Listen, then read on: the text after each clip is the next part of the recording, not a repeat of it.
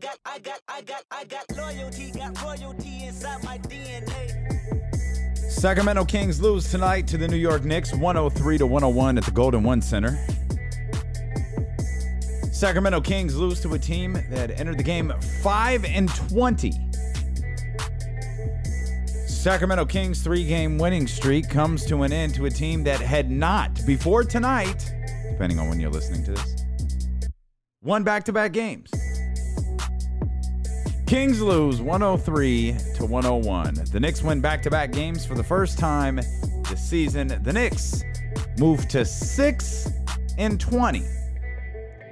And with the Sacramento Kings on the verge of 500 for the first time this season, a 3-game winning streak, a 2-game winning streak on the road. They come home, they get a thrilling victory the other night at the Golden One Center against the Oklahoma City Thunder team. Looking ahead, 2 games away from that elusive 500 mark for the Sacramento Kings, with the 2 worst teams in the National Basketball Association on their schedule. They lose. Welcome into the Sacramento Kings podcast, presented by Hoop Ball and the Hoop Ball Podcast Network. I'm your host, Damian Barling. I appreciate you so much for tuning in. You got to forgive me for chuckling. You know we have a text line. Many of you take advantage of it. It's a 24-second text line.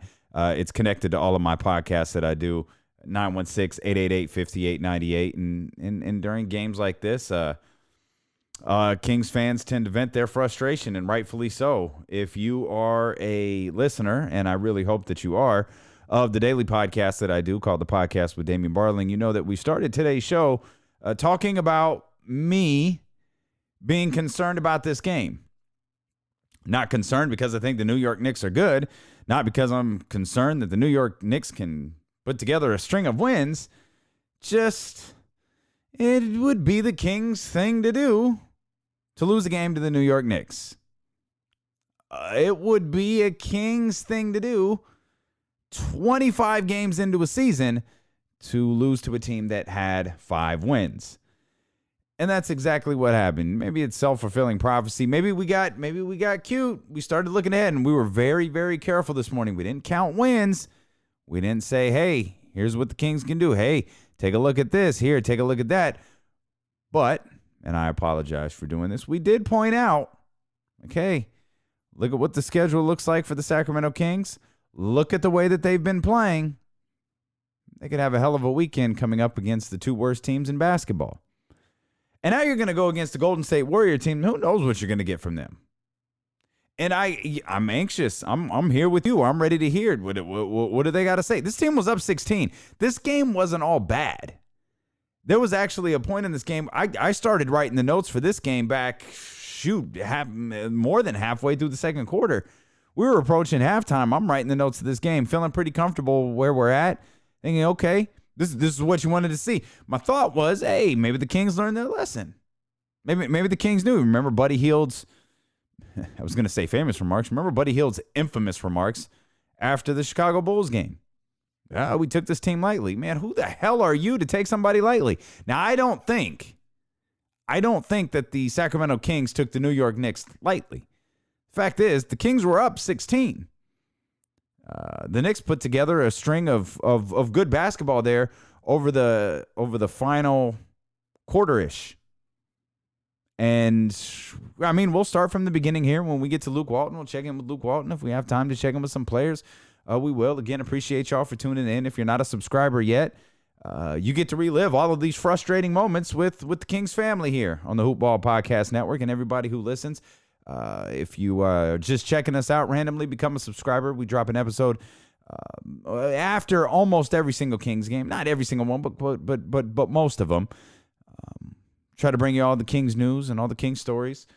Tell your Kings friends about us.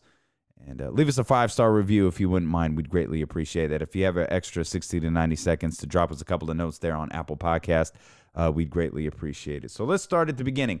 In the beginning is Buddy Hield. I was trying to come up with all these cute, clever lines to talk about how great Buddy Hield was in the first quarter.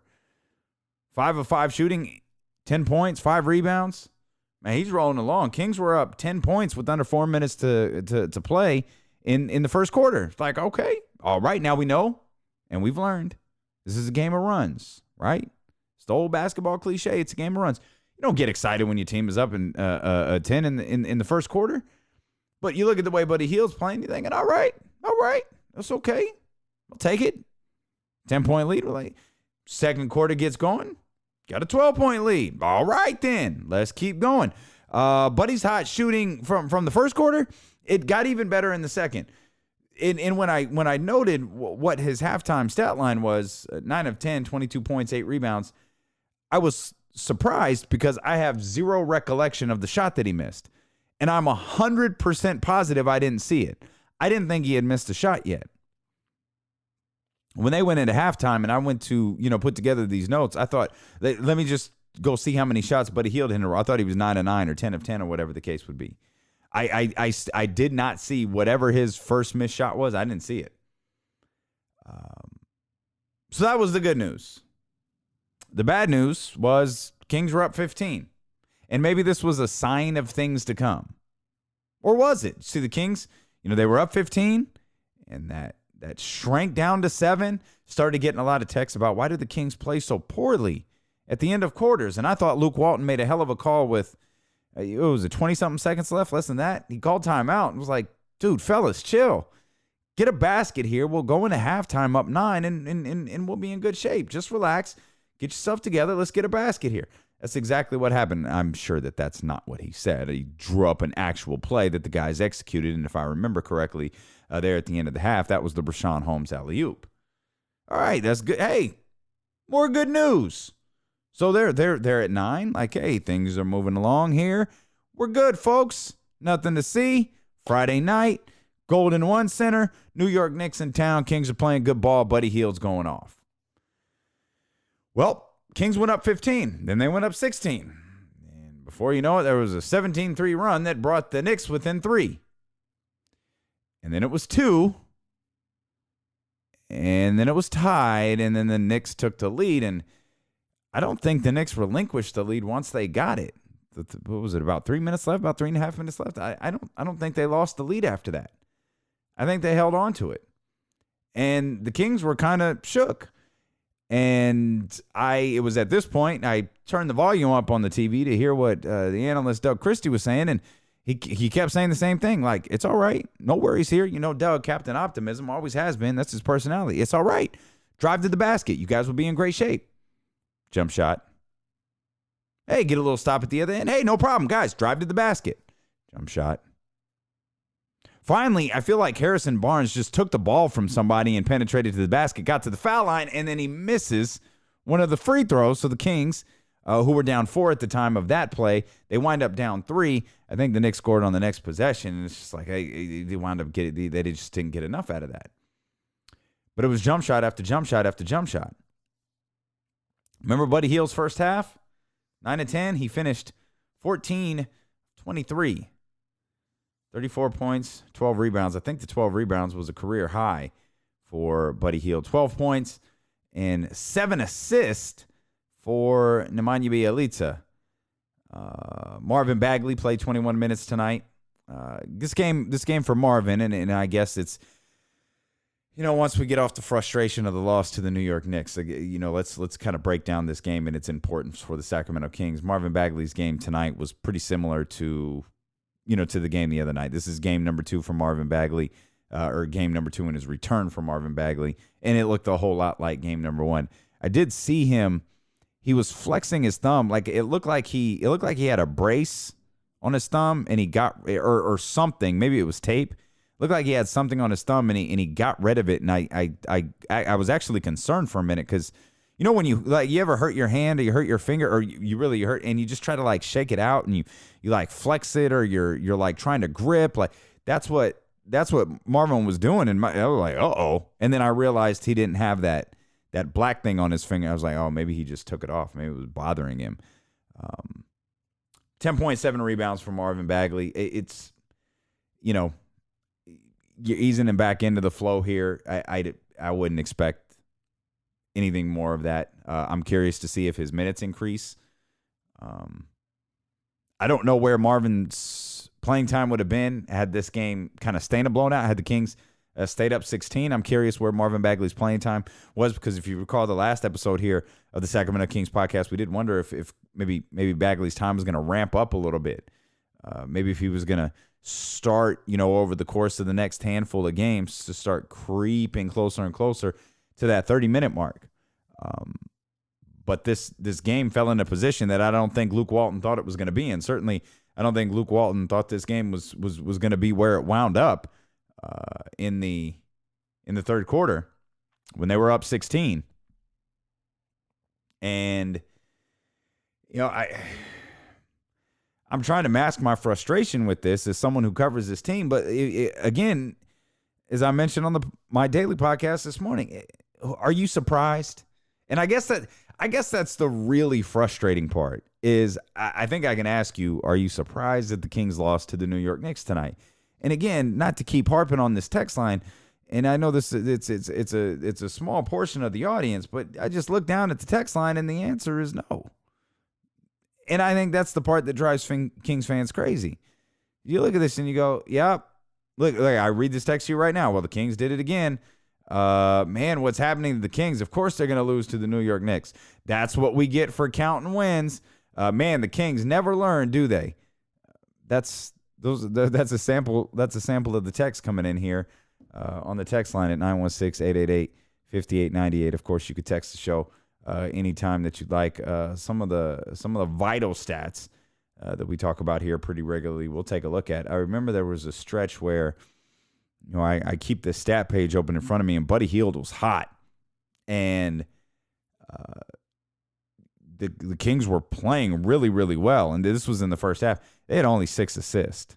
All of those made baskets Buddy was shooting was coming from, Buddy. And no one else. There wasn't a lot of ball movement. And if you thought the ball movement was bad in the first half, good God almighty, it got horrific in the fourth quarter. Absolutely horrific. This is a team that relies on the jump shot. This is a team that when they get frustrated, when they get flustered, when a team the Knicks kicked them in the balls. Like, I don't know what else to say here. They just hauled off and kicked them in the balls. And they don't know how to react to that. They just know that it hurts and they keel over, and their version of keeling over is shooting threes all day. I go back to what Doug Christie was saying there in the midst of that run there of the fourth quarter of the Knicks. Drive to the basket. You're fine. You're down 2 points. Big deal. Drive to the basket. It sucks you blew a 16-point lead. It's no problem. You've won 3 freaking close games in a row. Drive to the basket. At one point before Harrison Barnes finally did, I was praying for Doug Christie to throw off his headset and just scream out to the court, fellas, drive to the basket. Run a freaking play. None of that happened. Jump shot after jump shot after jump shot. And that's frustrating, man. Because it's that we know what the Kings can be because we've seen it. And maybe that's the interesting part with this team. We know what the Kings can be, right? But do we know what they are? That's deep, right? Getting deep with you on a Friday night. We know what the Kings can be, but do we know what they are? Like, what is this team? Because now you got to look at it like, man, that was an anomaly. That game to Chicago, boy, it feels good. Those games don't happen very often, so you feel good about those. And I believe that that's still true tonight. But you start looking like, Chicago, God, that was bad. Then you realize, oh man, I remember Charlotte 5 games into the season. That was bad. And you got the Knicks. And suddenly that total of games is getting bigger. And look, this stuff happens. Like teams, weird things happen in the NBA. The Pelicans, they pushed the 76ers tonight. It happens. I don't know. I don't know who this team is. I really don't.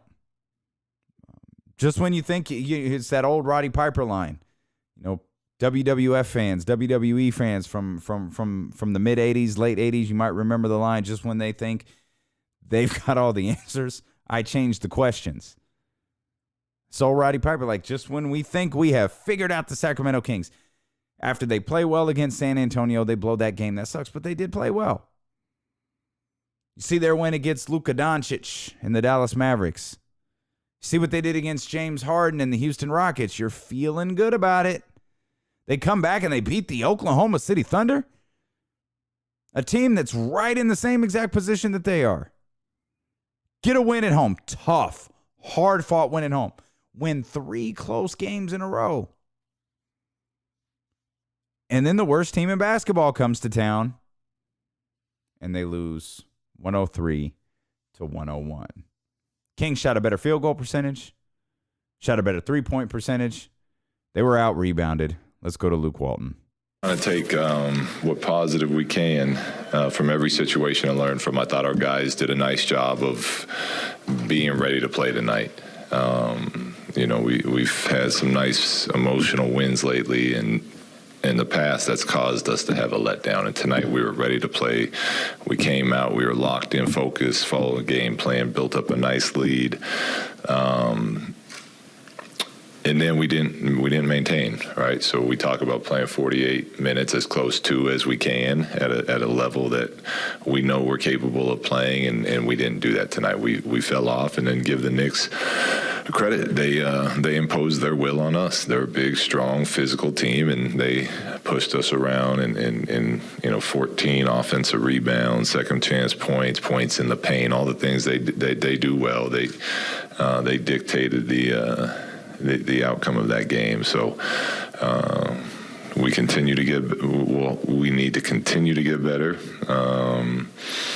And I'll get to the film tonight and see what where our focus needs to be for tomorrow.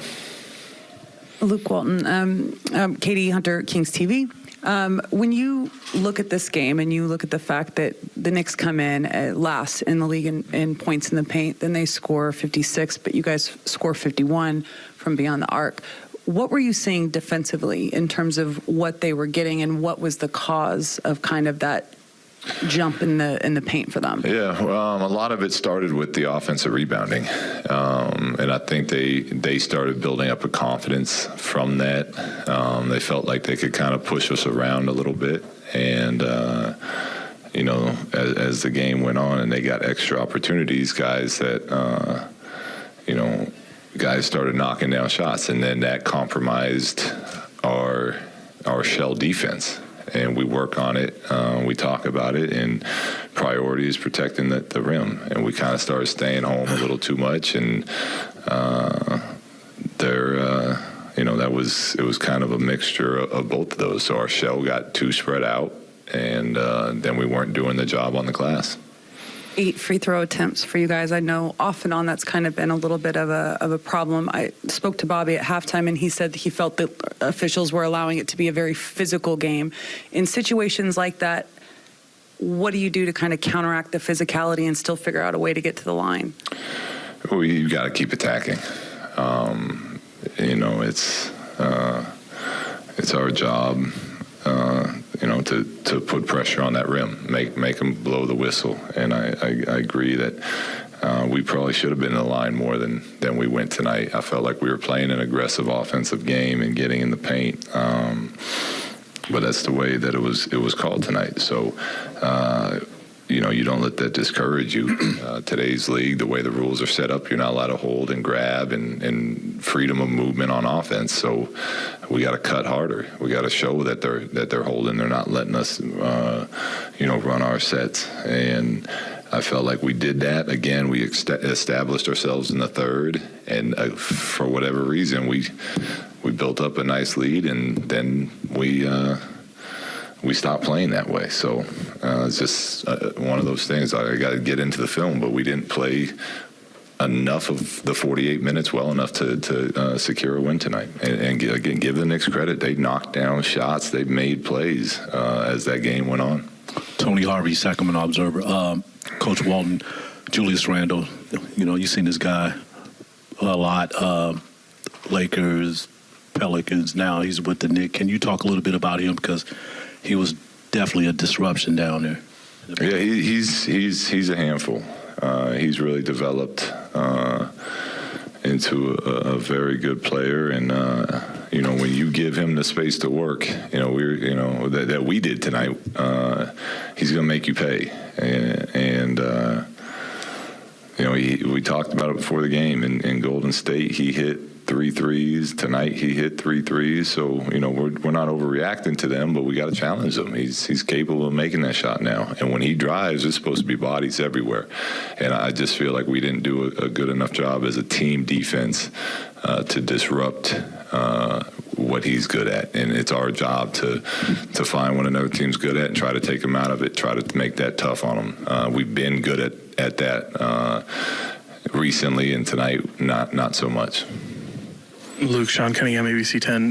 Down the stretch, they steal momentum a little bit, and realizing you haven't seen the film. Were you pleased with the team's composure? Do you feel that they got kind of taken out of there? Maybe some questionable shot selection? No, I was fine with our, again, not seeing the film yet, but I think our composure was fine offensively.